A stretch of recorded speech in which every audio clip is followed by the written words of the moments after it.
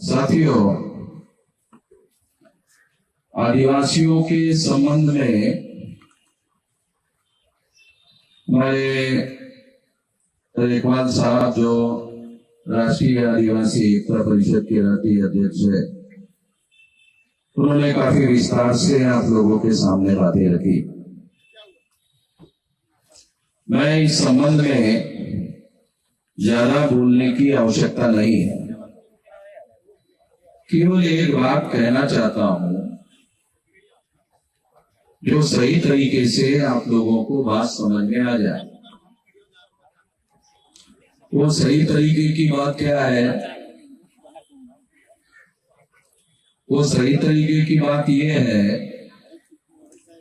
तमाम लोग ऐसा कहते हैं कि आदिवासियों ने धर्म परिवर्तन करके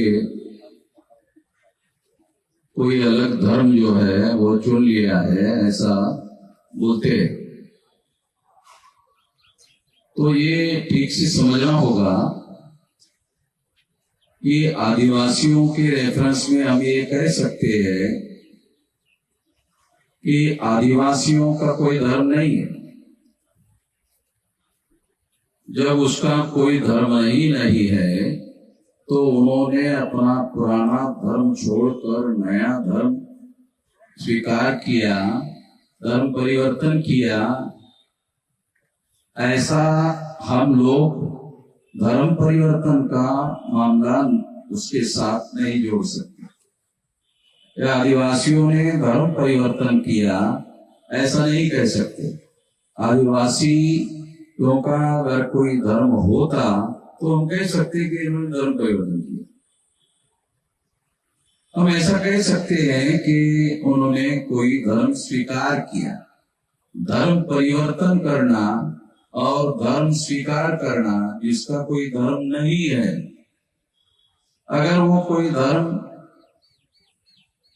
और कबूल करते हैं तो कह सकते हैं कि वो धर्म को स्वीकार कर रहे हैं, क्योंकि उनका तो कोई धर्म है नहीं। तो ये बहुत सारे लोगों के अंदर ये भ्रांति है और बहुत सारे लोग ये भ्रांति का प्रचार प्रसार करते रहते हैं। ये भी हम लोगों को ठीक से जानना समझना बहुत ज्यादा जरूरी है। तो ये बात मैंने आपके सामने कही। दूसरी बात मैं आप लोगों को कहना चाहता हूं कि इस देश में जो आदिवासी लोग हैं,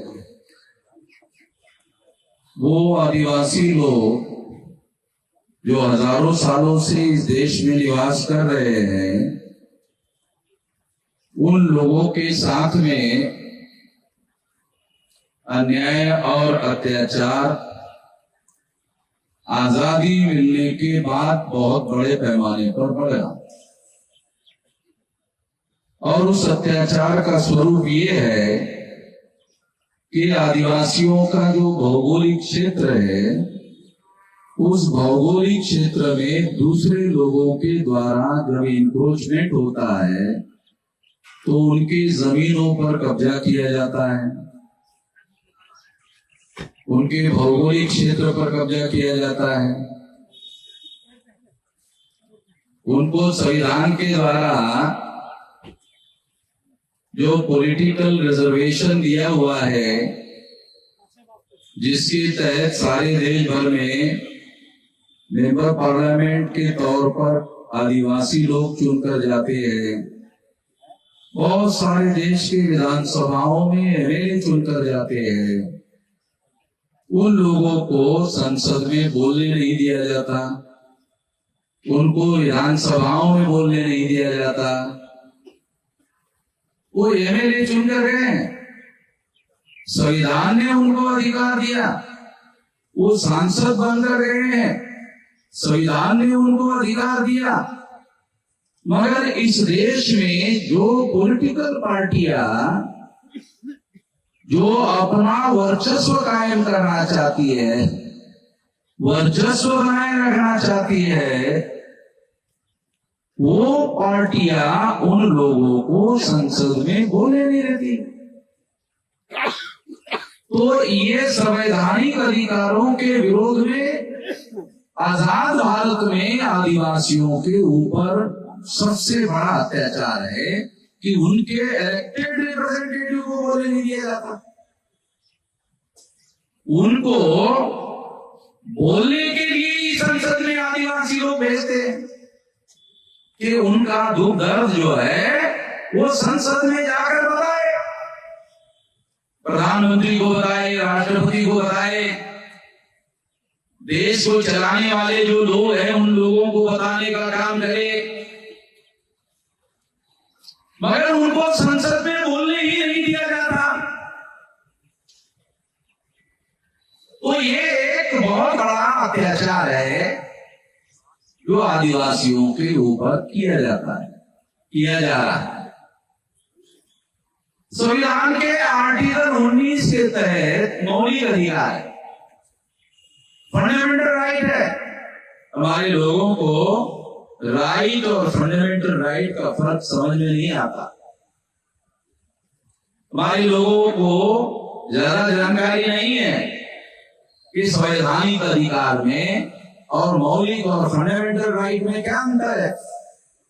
तो आर्टिकल 19 जो संविधान ने हमें संगठन बनाने के लिए, हमारी विचारधारा का प्रचार प्रसार करने के लिए, सभा सम्मेलन करने के लिए, इकट्ठा आने के लिए, आंदोलन करने के लिए, ये संविधान के आर्टिकल 19 के तहत मिला हुआ मौलिक अधिकार है, फंडामेंटल राइट है। और ये फंडामेंटल राइट के तहत मिला हुआ अधिकार होने के बावजूद भी और शांतिपूर्ण तरीके से कार्यक्रम करने के लिए अनुमति संविधान ने देने के बावजूद भी स्थानीय पुलिस के लोगों के द्वारा एक कार्यक्रम करने के लिए अनुमति नहीं दी। पुलिस के पास ऐसा कोई पावर नहीं। आर्टिकल 19 के विरोध में जाकर जो हमारा फंडामेंटल राइट है वो डिनाय करने का पुलिस के पास कोई पावर नहीं। हम कोई हिंसा करने के लिए यहाँ इकट्ठा नहीं हो रहे, हथियार लेकर इकट्ठा नहीं हो रहे हैं। शांतिपूर्ण तरीके से सारे देश भर में मैं कार्यक्रम करता हूं। हरियाणा की सरकार ने मुझे कार्यक्रम करने के लिए अनुमति नहीं दिया था। हरियाणा में भाजपा की सरकार थी, तो भाजपा को बनाने का काम आरएसएस के लोगों ने किया। तो आरएसएस का हेडक्वार्टर नागपुर में था, तो नागपुर में आरएसएस के हेडक्वार्टर के ऊपर 4.5 लाख लोगों का मैं मोर्चा लेकर गया। ये हमारा संवैधानिक अधिकार है, तुम्हारे बाप का राज नहीं है, तुम्हारा कोई निजी अधिकार नहीं है। ये संविधान का दिया हुआ अधिकार है और हम कह सकते हैं हमारे बाप का दिया हुआ है। ये किसी के बाप का दिया हुआ अधिकार नहीं है। तो जब ये बात हरियाणा की सरकार ने डिनाई किया तो हमने जो आरएसएस के पैदा किए भाजपा के लोग हैं, तो आरएसएस के हेडक्वार्टर नागपुर में 4.5 लाख लोगों का मोर्चा लेकर गया। तो 4.5 लाख लोगों का मोर्चा लेकर गया तो पुलिस कमिश्नर मेरे पास आए। मुझे पुलिस कमिश्नर के पास नहीं जाना पड़ा, पुलिस कमिश्नर ही मेरे पास आए और पुलिस कमिश्नर ने मुझे ये कहा कि आपके लोग हमारी बात नहीं सुन रहे। पुलिस कमिश्नर ने मुझे कहा कि आपके लोग हम पुलिस वालों की बात नहीं सुन रहे। तो मैंने पुलिस कमिश्नर को कहा आपकी सुनने के लिए मैंने लोगों को तैयार किया क्या? मेरी सुनने के लिए तैयार किया। आपकी सुनी भी नहीं तैयार किया। आपका भ्रम हो गया कमिश्नर साहब, आपका भ्रम हो गया। हमने ये आंदोलन 32 राज्यों में और 567 जिलों में 4000 से ज्यादा तहसीलों में 22,000 से ज्यादा ब्लॉक में और 1.5 लाख से ज्यादा गांव में फैला हुआ है। और 2030 तक ये 6 लाख गांव में हम लोग पहुंचा देंगे। और फिर 6 लाख गांव का आंदोलन होगा, राष्ट्रव्यापी आंदोलन होगा। जैसे गांधी जी ने अंग्रेजों को भगाने का आंदोलन चलाया था ना, अंग्रेज अन्याय करते थे तो अंग्रेजों के विरोध में गांधी जी ने सारे देश को तैयार किया था। तो फिर अंग्रेजों ने, गांधी जी ने अंग्रेजों के विरोध में चले जाओ का आंदोलन चलाया था कि अब चले जाओ। तो हम लोग सारे देश भर में 6 लाख गांव का आंदोलन, ज्यादा नहीं, 2030 तक खड़ा हो जाएगा। ज्यादा दूर नहीं है, 2030 चल रहा है। मैं 18 साल 3-4 महीने की मेरी उम्र थी, अभी मेरी उम्र 66 साल की है। 48 साल से इतना विशाल आंदोलन खड़ा किया और इतना विशाल आंदोलन, विशाल संगठन खड़ा किया। अब केवल 7-8 साल की बात है, 2030 तक 6 लाख गांव में पहुंच जाएगा और 6 लाख गांव का आंदोलन होगा। कानून और संविधान के दायरे में रहेगा। संविधान ने हमें अधिकार दिया है, भाजपा वाले हमको अधिकार नहीं दे रहे, कांग्रेस वाले हमको अधिकार नहीं दे रहे, वो लोग हमको अधिकार नहीं दे रहे। संविधान ने हमें अधिकार दिया। अब अपनी संगठित शक्ति का निर्माण करेंगे और संगठित शक्ति का निर्माण करके जो संविधान ने हमें अधिकार दिए हैं वो सारे के सारे हम लेंगे, अपने बलबूते पर, अपने संगठन की शक्ति के आधार पर पूरा लेंगे। ज्यादा समय नहीं, अभी 2030 तक। ये बात मैं पुलिस वालों को भी बता रहा हूं, ये बात मैं पुलिस वालों को भी बता रहा हूं, ये बात केवल आप लोगों को नहीं बता रहा हूं, पुलिस वालों को भी बता रहा हूं। अभी 2024 में चुनाव है और तमाम अपोजिशन पार्टी के लोग बीजेपी को परास्त करने के लिए मेरे पास आ रहे, बड़े बड़े लोग मेरे पास आ रहे हैं।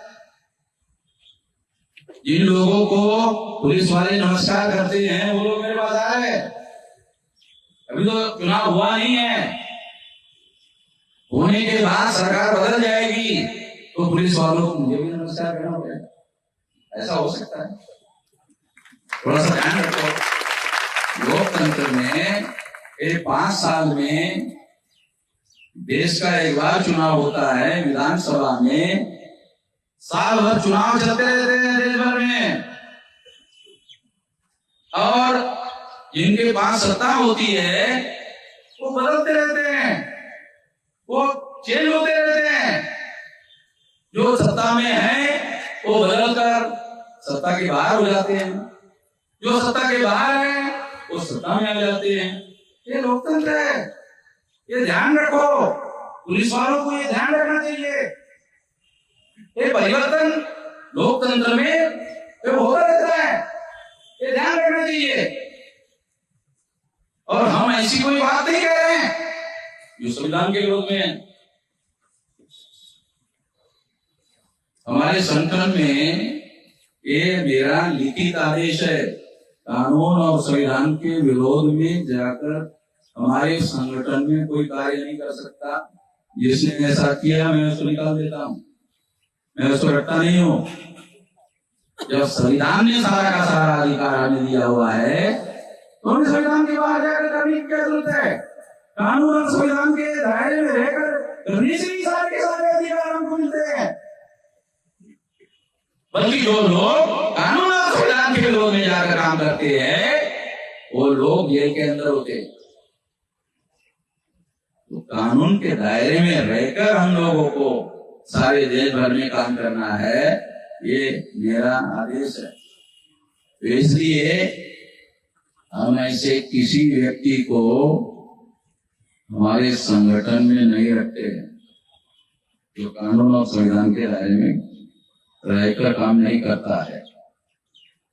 दूसरी बात साथियों, मैं ये बताना चाहता हूं कि आने वाले समय में ज्यादा समय नहीं है, आने वाले समय में हम लोग, मेरा एक दिन का कार्यक्रम नहीं है, डेली है, 365 दिन के कार्यक्रम में मेरे डेली चलते हैं, सारे दिन में एक जगह नहीं रहता हूं। देशव्यापी संगठन है तो लाखों के कार्यक्रम होते रहते हैं। तो इसलिए ये आने वाले समय में जो 2030 तक का हमने एजेंडा बनाया, मैं चुप कर नहीं रख रहा हूं, आपको बता रहा हूं। आपको क्यों बता रहा हूं? आप भी तमाम जिले से, तहसील से, ब्लॉक से, गांव से आए हैं, तो आप लोगों को भी बताना चाहता हूं, महिलाओं को भी बताना चाहता हूं कि आप लोग अपने गांव में जाकर इस आंदोलन का, इस संगठन का झंडा अपने गांव में गाड़ो। अगर आप इस देश में आजादी हासिल करना चाहते हो, 15 अगस्त 47 को उन लोगों को आजादी मिली, हमें नहीं। उन लोगों को आजादी मिली, हमें आजादी नहीं मिली है। हमें बोलने के लिए भी स्ट्रगल करना पड़ता है। ये जो नेचुरल है, राइट है आदमी के बोलने का, इस संविधान में आर्टिकल 19 का, उसके लिए पुलिस के लोग हमें अपना कार्यक्रम करने देने के लिए हैरान करने वाली बात। संविधान के विरोध में जाकर काम करते हैं पुलिस वाले। मैं तो अपने लोगों को बर्दाश्त नहीं करता हूं जो संविधान के विरोध में काम करते हैं। मैं पुलिस वालों को भी संविधान के विरोध में काम करते हैं बर्दाश्त करने के तैयार नहीं हूं। जिन लोगों ने हमें यहाँ कार्यक्रम करने की अनुमति नहीं दी, उस पुलिस अधिकारी के खिलाफ में ज्यादा नहीं, केवल 72 घंटे के अंदर हाईकोर्ट में केस चला जाएगा। ज्यादा नहीं, 72 घंटे में पुलिस अथॉरिटी के खिलाफ में 72 घंटे। मेरे को किसी वकील को पैसा नहीं देना पड़ता, मैं वकील से ही चंदा लेता हूँ। मैं वकील से ही चंदा लेता हूँ। जो वकीलों को हाईकोर्ट, सुप्रीम कोर्ट में मेरी केसेस लड़ने के लिए, मेरे को मुफ्त में लड़ने के लिए तैयार है, क्योंकि उसको मालूम है कि मैं, जो हमारा वकीलों का भी ऑल इंडिया का संगठन है,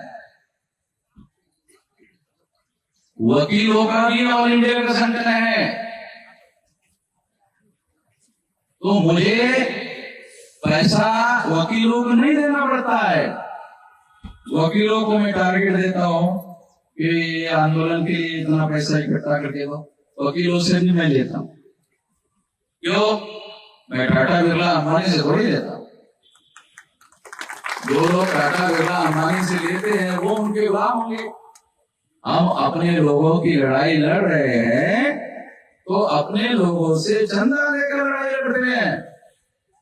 अपने लोगों की लड़ाई अपने लोगों से चंदा लेकर लड़ते हैं। इसलिए हम लोगों की बात करते हैं, इसलिए हम अपने लोगों के लड़ाई के लिए मैदान में रहते हैं और किसी की नहीं सुनते, किसी की भी नहीं सुनते। आप लोगों को याद होगा कि अभी मैं आपके छत्तीसगढ़ में जगदलपुर गया था। जगदलपुर से आया तो जगदलपुर गया था तो देश के प्रधानमंत्री को भी डर लगता है हमारा। हमारा कार्यक्रम घोषित हुआ और आज भाजपा के लोगों को मालूम हुआ कि मैं वहां आ रहा हूं, तो नरेंद्र मोदी को कहा कि ये वामन मेश्राम को हम नहीं रोक लगा सकते, तुम आओ।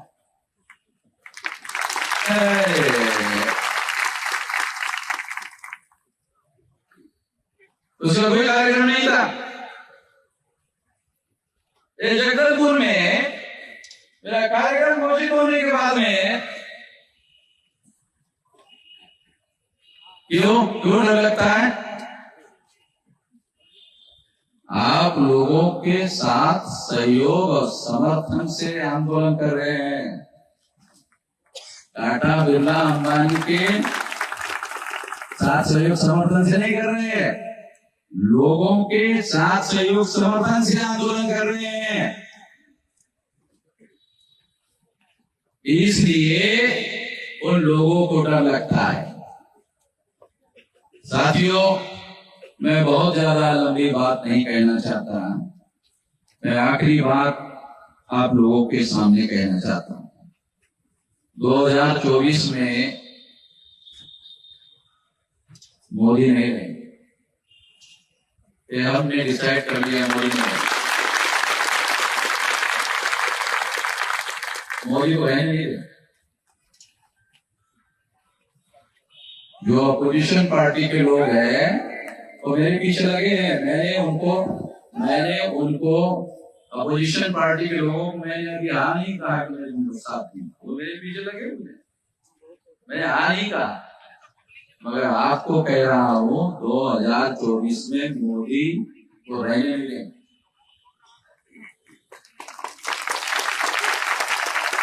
मोदी को हटाएंगे। हमारे पास कितनी ताकत है मालूम? आपको थोड़ा बता दूं, हमारे पास कितनी ताकत है आपको बता देता हूं। अगर हम लोग चुनाव लड़े तो हमारा एक भी मेंबर पार्लियामेंट चुनकर नहीं आ सकता, इतनी हमारी ताकत। आप लोगों को मेरे से ज्यादा कोई सच्चा बोलने वाला आदमी नहीं है।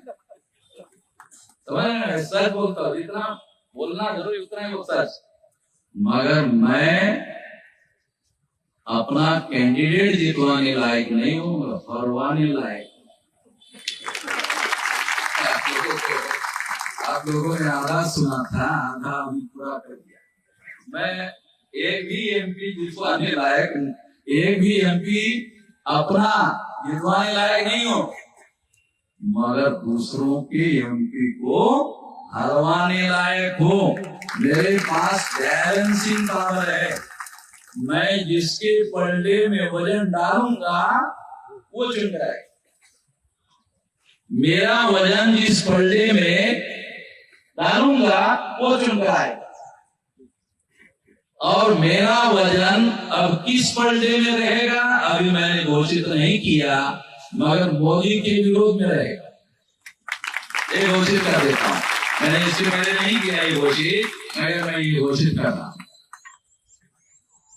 सारे देश भर की हम लोग कम से कम 400 लोकसभा में हम लोग हरवाने की ताकत रखते, ज्यादा नहीं। 543 में से 400 लोकसभा की सीटें हैं जहां हम लोग हरवाने की हमारे पास ताकत है। और पुलिस वालों को भी बोल रहा हूं, वो भी थोड़ा ध्यान रखे। उनको भविष्य में हमें नमस्कार करते वक्त शर्मिंदा ना होना पड़े, शर्मिंदा होना पड़ेगा। मैं उनको बचाने की कोशिश कर रहा हूं। साथियों, 2030 तक का मैंने आपको अल्टीमेटम दिया, तो आपको दोबारा ये बात कहकर समझाना चाहता हूं कि आप लोग अपने गांव में जाओ और अपने गांव में वापस जाने के बाद ये जो आंदोलन हम खड़ा कर रहे हैं उसका यूनिट, संगठन का यूनिट खड़ा करो और अपने आसपास के गांव, पड़ोस के गांवों को जा करके इस संगठन का प्रचार प्रसार करो, अपने पैसे से करो, क्योंकि हमको टाटा बिरला अंबानी से पैसा नहीं लेना है। अपनी बुद्धि, पैसा अपना, हुनर अपना, समय अपना, मेहनत अपनी, 5 साधन हमारे पास है। 5 साधन, बुद्धि अपनी, पैसा अपना, हुनर अपना, समय अपना और मेहनत अपनी। ये 5 साधन हमारे हैं। हमारे 5 साधन हैं। छोटे छोटे साधन बड़े पैमाने पर यूज करो। छोटे छोटे साधन बड़े पैमाने पर यूज करो। टाटा बिरला अंबानी के पास करोड़ों रुपया होंगे, हमारे पास करोड़ों लोग हैं। एक हमारा आदमी 1 रुपया खर्चा करे तो सारे देश भर में करोड़ रुपया खर्चा होता है। 1 घंटे का समय अगर हमारा कार्यकर्ता लगाए, करोड़ों घंटे हो जाते हैं। तो हमारी जो संख्या है, ये संख्या बल, जिसका उपयोग काशीराम जी ने उत्तर प्रदेश में करके दिखाया। आप लोगों को याद होगा, उत्तर प्रदेश में काशीराम जी ने इसे करके दिखाया। उस समय संगठन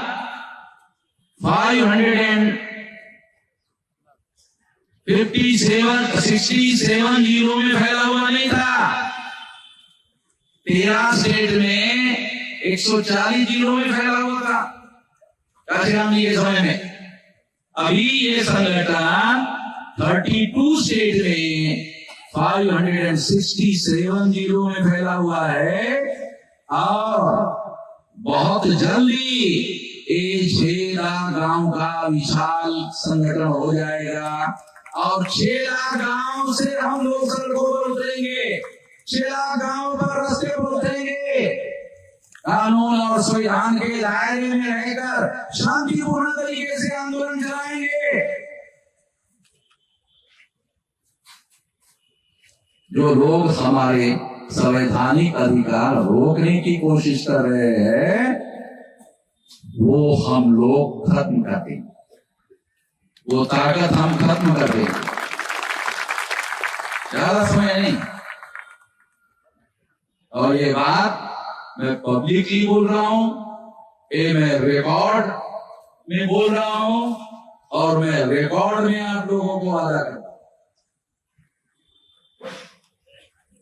मैं कोई सरकारी आदमी नहीं हूं, वादा करे और छोड़ दे। मैं संगठन का आदमी हूं और संगठन का वादा बोल रहा हूं, सरकार का नहीं, संगठन का वादा बोल रहा हूं। तो हम संगठित शक्ति का परिवर्तन करने के लिए उपयोग करेंगे, जो संविधान के आर्टिकल 19 के तहत हम लोगों को अधिकार मिला है। और आप लोगों को अनुरोध करता हूं, गांव में जाकर इस संगठन शक्ति को अपने गांव में इसका झंडा गाड़ दो, तो आने वाले समय में जो चाहते हो जाएगा। आपको जो चाहिए हो जाएगा, अपने संगठन के बलबूते पर हो जाएगा। किसी को मांगने की जरूरत नहीं है। मैं बिल्कुल मांगने के पक्ष में नहीं हूं, मैं मांगने का आदि नहीं हूं। मांगने वालों को भिखारी कहा जाता है। हम लोग भिखारी नहीं हैं, मालिक है इस देश के और मालिक होकर साबित करेंगे। तो मांग कर नहीं, संगठित शक्ति के बल पर हासिल करेंगे और वो संगठित शक्ति बहुत जल्दी हम लोग स्थापित करेंगे और उसके बलबूते पर ये सारी चीजें हासिल करेंगे। इस अभियान में, इस आंदोलन में आप सभी लोग हमारा साथ सहयोग करोगे, इस आशा और विश्वास के साथ आपने मेरी बात ध्यान से सुनी, इसके आभार, धन्यवाद।